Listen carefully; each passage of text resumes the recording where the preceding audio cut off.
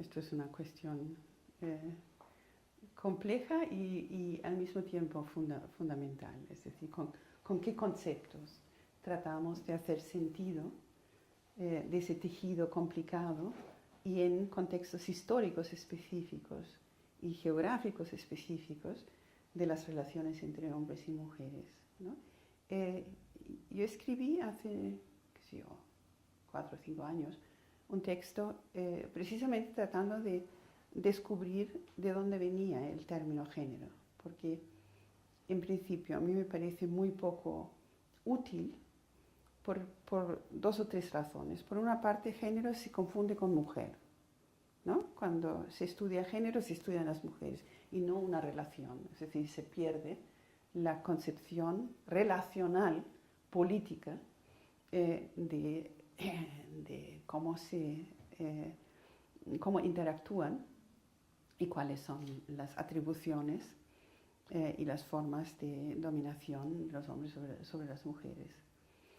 Lo que no se puede hacer es usar palabras que la gente normal y corriente en la calle no entienden, tratándose de un movimiento social. Es decir, no puedes movilizar a lo que es la mayoría de la población de los países en que vivimos, que son clase media baja, incluso clase baja. No puedes movilizar a estas mujeres con una palabra que no saben lo que quiere decir, ¿no? Yo me acuerdo muy bien que una alumna, ya era todavía al principio del nuevo programa de antropología que fue introducido en 92 y se introdujo una asignatura sobre estudios de género. Me acuerdo que una alumna me preguntó si esto era un curso de filosofía o tal vez sobre la industria textil, ¿no? En castellano género y tela son sinónimos, ¿no? Cosas de estas, confusiones de estas.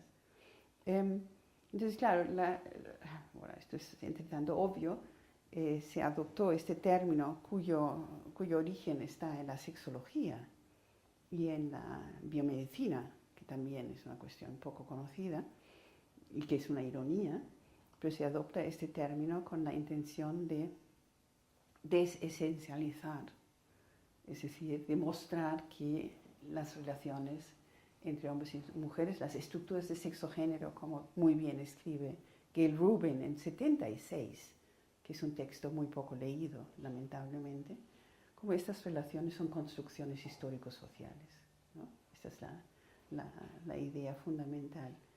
Entonces, claro, nos volvimos tan constructivistas antes de la desconstrucción posmoderna que desapareció enteramente la pregunta con respecto a la materialidad de los cuerpos sexuados, de las relaciones así llamadas de género, desapareció. Y esto ya fue, hay un texto muy interesante de Silvia Yanagisato y Jane Collier en un volumen cuyo título no recuerdo, que esto fue un simposio muy importante, hace ya 15 años diría yo, donde ellas, antropólogas, a través de análisis etnográficos, sostienen que en realidad no hay ninguna razón por suponer, como se supone implícitamente con frecuencia, que las dicotomías de género se basan en el dimorfismo sexual. Ellas separan totalmente el dualismo sexual de las construcciones de género, ¿no? Que creo que es la postura más radical y muy interesante. Y ahora, para no olvidarme de Judith Butler, doy un salto a Judith Butler a principios de los 80, que yo creo que es su gran contribución en un discurso escrito sobre todo extremadamente complicado.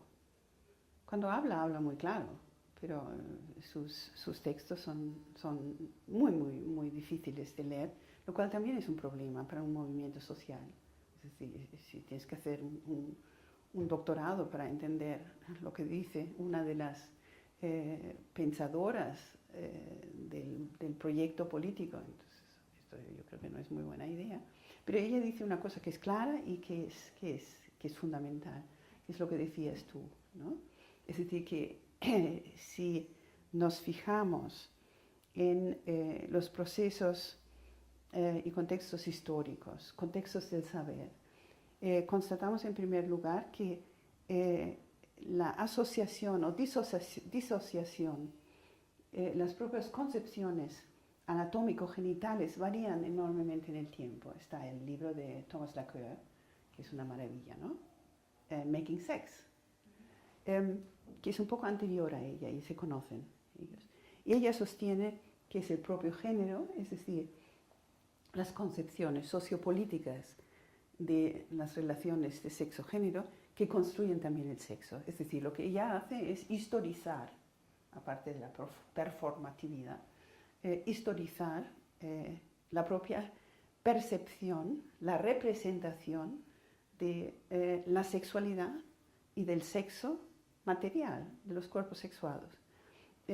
Y ahí está, no sé si conocéis el trabajo de Emily Martin, que es una antropóloga estadounidense que ha trabajado mucho en el campo de la biomedicina y ha analizado manuales de anatomía que se usan en la enseñanza de la medicina y muestra cómo en la descripción y representación incluso pictórica del proceso de concepción, en realidad se reproducen las relaciones entre hombres y mujeres en la sociedad. Los espermas son ágiles, rápidos, competitivos para llegar al óvulo. Y el óvulo es una cosa redonda, plácida, pasiva, que está esperando que llegue un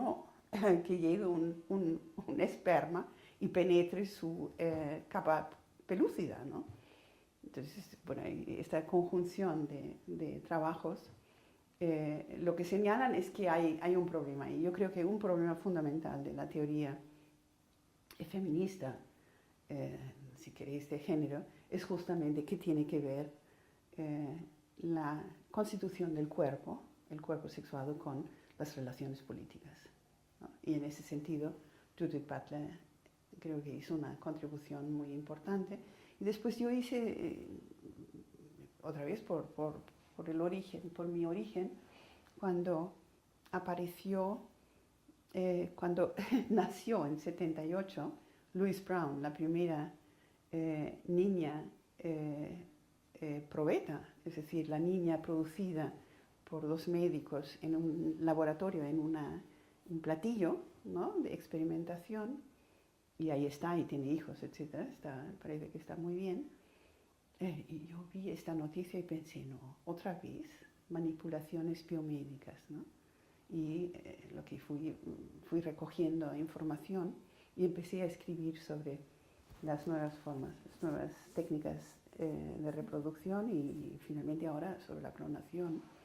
Y en la clonación se puede ver, se puede demostrar cómo la intersección entre ideas de parentesco, ideas de la sexualidad y cambios materiales del propio proceso de concepción, porque la clonación es una concepción asexual en una especie que es bisexual, ¿no?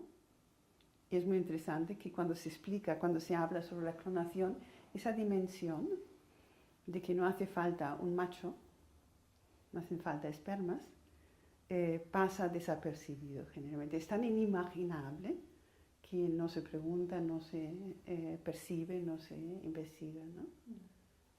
Que es realmente muy notable.